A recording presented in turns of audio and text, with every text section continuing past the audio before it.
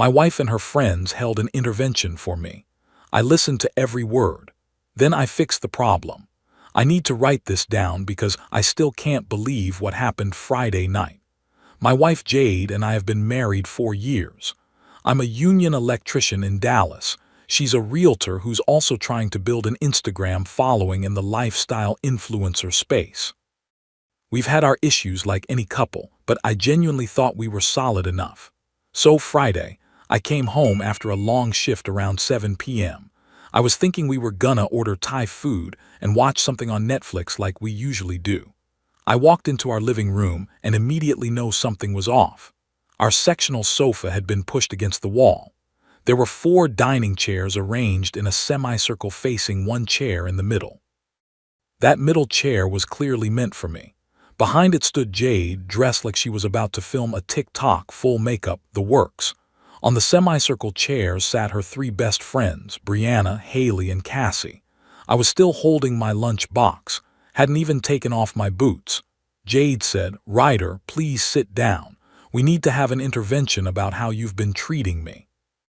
I'm gonna be honest, my first instinct was to laugh because this seemed so absurd, but Jade's face was dead serious. Her friends were all nodding like this was completely normal, so I sat down in that middle chair, still in my work clothes that smell like drywall dust and wire insulation. What followed was basically a trial. Each of her friends took turns reading from their phones. Brianna went first. "Ryder, you are emotionally neglectful. Jade has expressed multiple times that she needs more verbal affirmation, and you consistently fail to provide it. This is a pattern of emotional abuse." I should mention that Brianna has been divorced twice and now calls herself a love and relationships coach on Instagram. She charges $200 for a 30-minute Zoom call. Haley went next. She's the one who lives in her parents' Airbnb condo rent-free and runs a Patreon where she posts about divine feminine energy. You don't support Jade's career. She's building a brand and you refuse to participate. You won't appear in her content. You won't help her create the aesthetic she needs for growth. This is financial sabotage. Then Cassie, who I actually thought was the reasonable one of the group. Single mom, works in admin, seems fairly grounded. She looked uncomfortable but still read from her notes. Jade deserves someone who matches her ambition. You're comfortable being a tradesman, but she's an entrepreneur. The lifestyle gap is creating resentment and it's not fair to her. Finally, Jade pulled out a printed list. I'm not exaggerating, she had printed bullet points. She went through everything. I refused to upgrade to a bigger house even though she needed one with a double staircase for aesthetic content. I don't appear in enough of her Instagram posts to support her brand. I work too many hours, but I'm not romantic enough when I'm home. I won't go on resort vacations like other influencer husbands do. I'm holding her back from her soft life vision. This went on for almost 2 hours. I barely said anything. I just sat there and listened. I watched how coordinated it all was, how they'd clearly practiced, how Jade had talking points prepared. When they finally finished, Jade folded her arms and said, "So, do you have anything to say for yourself?" I stood up, put my lunch box down on the floor, looked at each of them. Then I looked at Jade. "I'm going to remember everything you all said tonight, every single point. I'm going to work on all of it and fix what needs to be fixed." Jade's face relaxed a little. She actually smiled. "Good, that's what I cut her off in my next relationship." The room went completely silent. Jade's smile dropped. "What did you just say?" "You and your jury here have made it very clear where I stand. I appreciate the clarity, but I'm done being your husband. I'm not going to be the defendant in my own living room anymore." I grabbed my keys, walked out, and drove to a Motel 6 down by the highway, checked in for $68 a night, sat on the bed that smelled like industrial detergent and stared at the wall for about 30 minutes. Then I opened my laptop, started going through our joint bank statements, credit card records, phone bills, just looking for, I don't know what, patterns, I guess. By 2 a.m. I'd found something that made the whole intervention make a lot more sense. This wasn't about fixing our marriage at all. Edit, I can't respond to everyone, but thank you for the support. A lot of people are asking if I have a lawyer yet. Working on it. Will update when I know more. Update 1. Okay. Deep breath. A lot has happened since the intervention. I'm still at the motel, found a weekly rate place that's cleaner than the first one. First thing I did after my last post was go through our financial records. We have a joint checking account that we both contribute to for bills, plus our individual accounts. I started looking at the joint account transactions from the past 6 months. Here's what I found. Multiple charges at upscale restaurants and rooftop bars in Dallas on Tuesday and Thursday nights. Jade always told me those were networking dinners for real estate or girls' nights. The amounts were significant, $200 to $300 per dinner. 4 separate charges at a boutique spa hotel about 40 minutes outside Dallas. 1-night stays. The dates were all weekdays when Jade said she had late showings or was staying at Brianna's because she needed space to think. I pulled our phone records from the carrier website. There's one number that appears constantly over the past 3 months, like multiple texts and calls every single day. I reverse looked it up. The number belongs to someone named Elliot Miles. I found his LinkedIn. He's a loan officer at a mortgage company that works with the same real estate brokerage as Jade. I started building a timeline. Every late showing or client dinner matched up with either a restaurant charge or a hotel charge. Every time she said she was too tired to talk after work, there were 20 texts with Elliot's number that day. But here's where it gets really interesting. We have a shared laptop that Jade uses for editing her Instagram content. I looked through the files, found a folder called Future Freedom Plan. Inside were screenshots from TikTok videos about how to leave a low-value man, saved Reddit posts from relationship subreddits about documenting emotional abuse, PDFs about divorce strategy from various law firm websites. A Word document titled Intervention Script, Make Him Admit to Controlling Behavior. I opened that Word doc. The intervention wasn't spontaneous. It was planned, scripted. The whole thing was step 1 of a strategy to paint me as a toxic husband, gather witnesses, and build a narrative for a divorce where she could claim I was controlling and emotionally abusive. The document literally had a section that said, after intervention, if he gets defensive equals proof he can't take accountability. If he agrees to change equals admission of guilt we can use later. There were notes about positioning herself to claim alimony because she'd sacrificed her career for the marriage.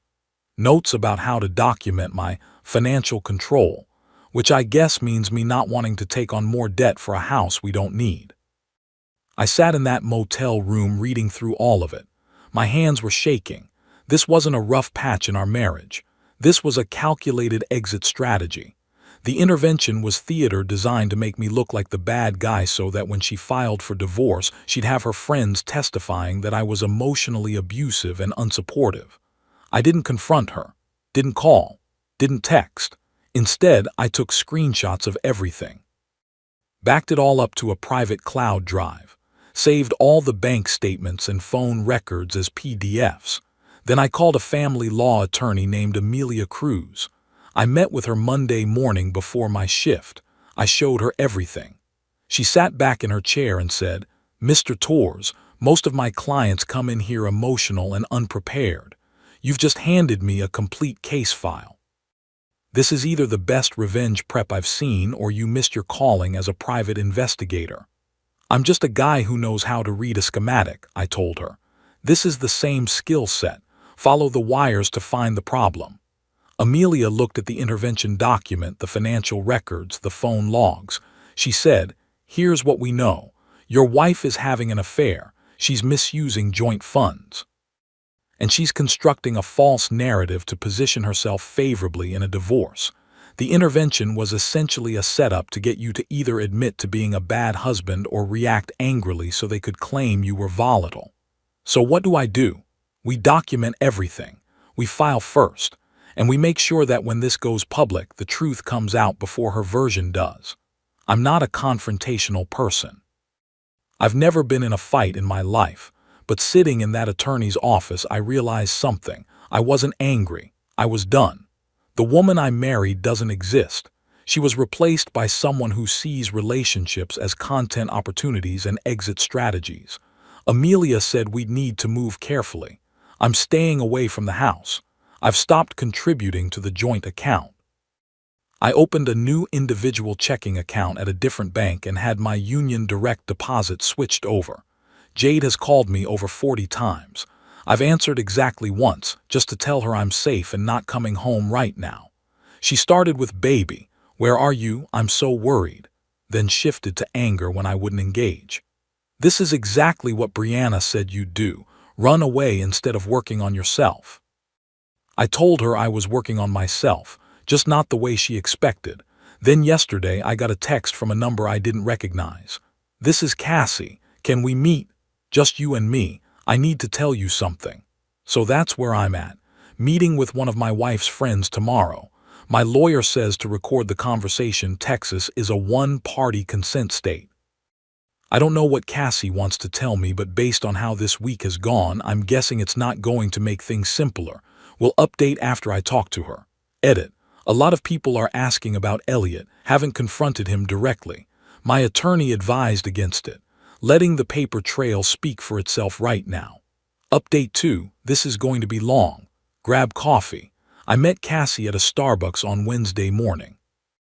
I got there early, set my phone to record audio in my pocket and waited. She showed up looking stressed, no makeup, hair in a messy bun. Totally different from the polished version I saw at the intervention. She sat down and immediately said, "I don't know how to start this, so I'm just going to say it. I think Jade and Brianna used all of us for something really messed up, and I feel sick about being part of it." I didn't say anything. Just let her talk. Cassie pulled out her phone and showed me screenshots from their group chat, messages going back 3 months. Jade had pitched the intervention as a way to help Ryder see how his behavior was hurting her. But the messages told a different story. Brianna kept coaching Jade on language to use. You need to frame it as emotional neglect and make sure someone mentions financial abuse. That plays well in court.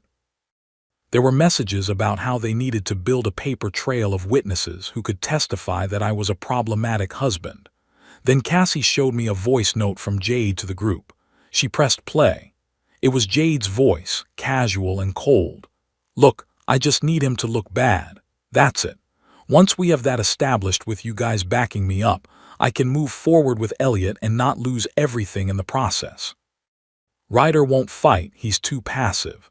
We do the intervention, make it clear he's the problem, then I file and take him to the cleaners. Details after that are just logistics." Cassie looked at me with tears in her eyes. "I thought we were helping someone in a bad marriage. I didn't realize we were. I didn't know she was cheating. I didn't know she was planning to screw you over financially." And when you said what you said at the intervention and walked out, Jade was furious. Not sad, not worried, just pissed that you ruined the script.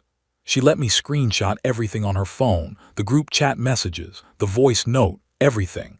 I told her I was recording our conversation and asked if I could share it with my attorney. She said yes.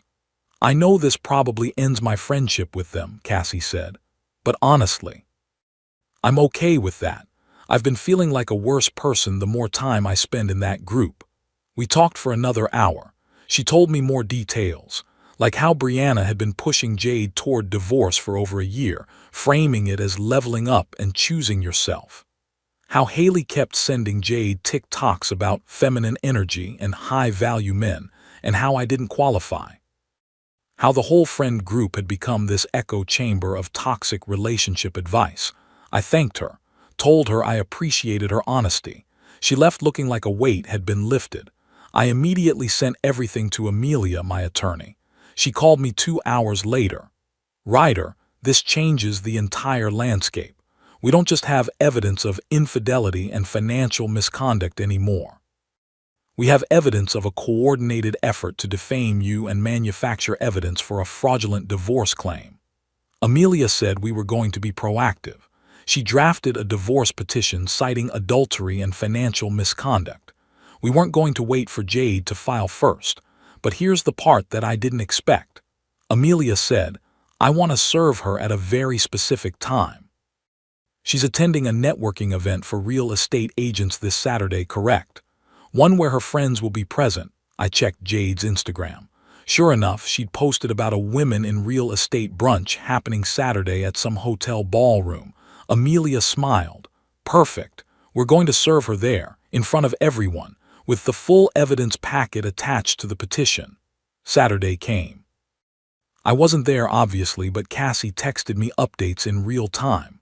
The process server showed up at the brunch, found Jade at a table with Brianna, Haley, and about 6 other people, handed her the papers. Jade apparently went white, tried to play it off, excused herself to the bathroom. But the damage was done. Everyone at the table saw her get served divorce papers at a professional event. Then Monday, we had a case conference at Amelia's office.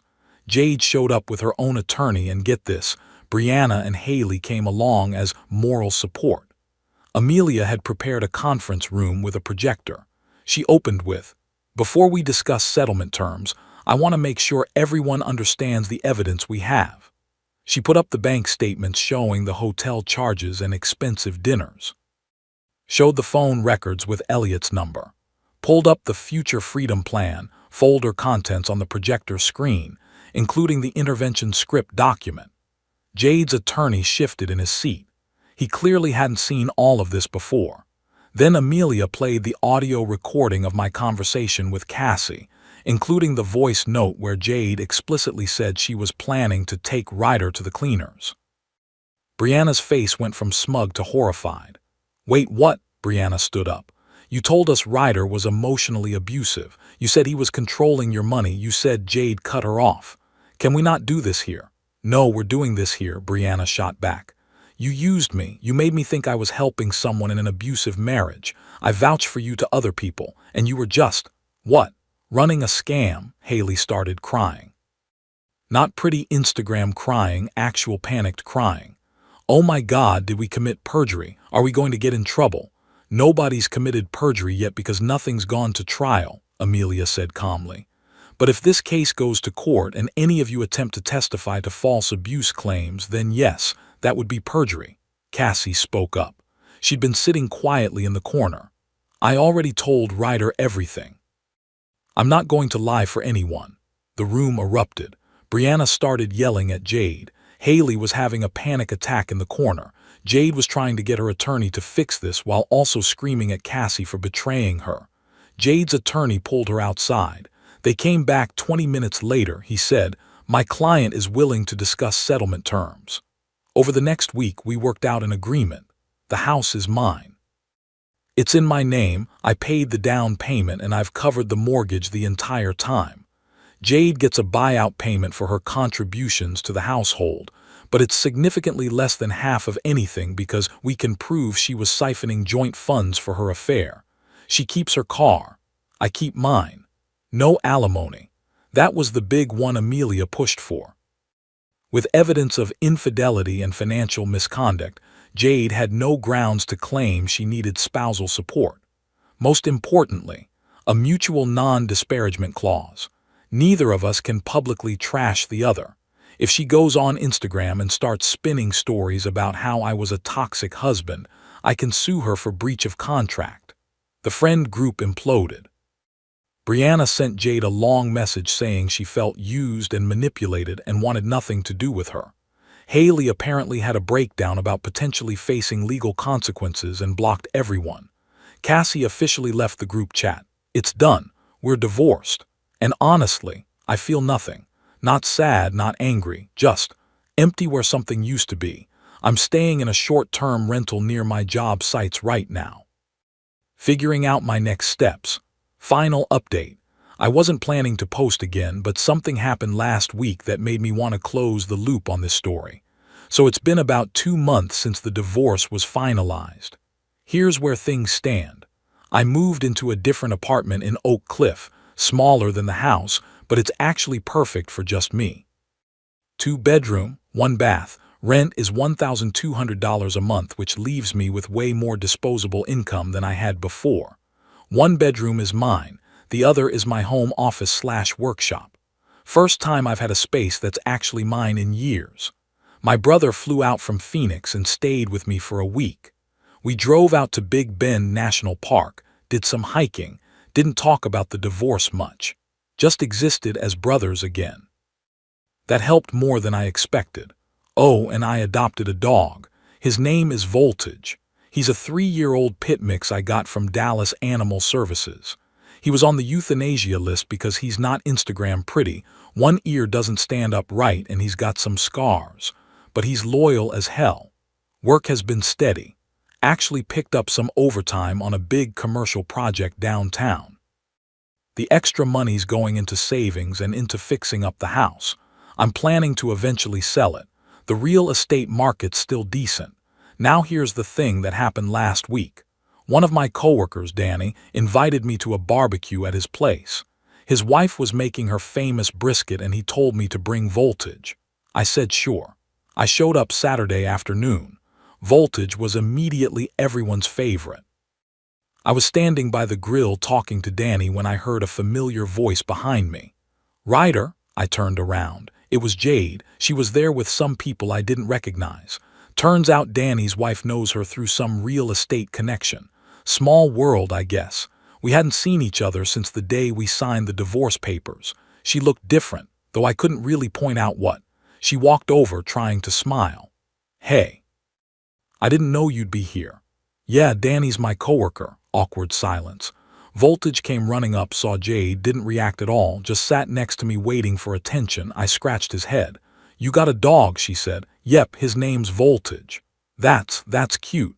She was struggling. I could tell she wanted to say something but didn't know how. I just waited. Finally she said, "You look good, healthy." "Thanks. I've been working out." More silence. "Listen, Ryder, I just wanted to say, don't." I kept my voice level, not mean, just firm. "We don't need to do this, we're good, the settlement's done, we both moved on."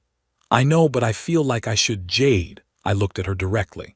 "What happened happened. I hope you're doing okay. I really do. But we're not going to have some moment of closure here at Danny's barbecue. We're just two people who used to be married and now we're not." She nodded slowly. I could see her eyes getting watery. "For what it's worth," she said quietly, "you weren't the problem, I was, and I'm sorry. I considered this." Part of me wanted to throw the intervention back in her face. Part of me wanted to ask if Elliot was worth it.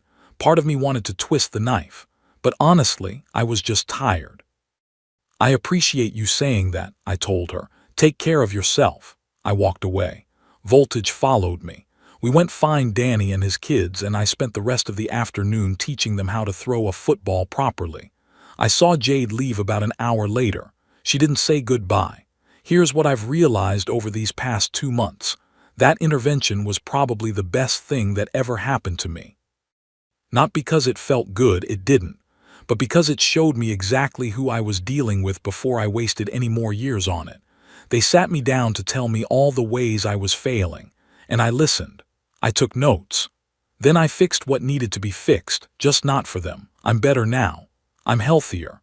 I've got my apartment, my dog, my work, my brother calling me once a week just to talk. Sometimes the best revenge isn't proving them wrong. It's building a life where their opinion doesn't matter anymore. So that's it. That's the end of this story. Thanks for being here through all of it, Reddit. You guys were the only jury I needed. Edit. A lot of people are asking about Jade's influencer career. From what I've heard through mutual acquaintances, she's still posting, but her engagement dropped significantly. A few brands that were working with her backed out after word got around about what happened. Turns out, wife goals content doesn't land the same way when people know you were cheating on your husband while planning to take his house. Elliot apparently got fired from the mortgage company. Someone sent his employer evidence that he was having an affair with a realtor he was supposed to be working with professionally. That created a conflict of interest situation. I don't know who sent it, but my money's on Brianna getting petty after feeling used.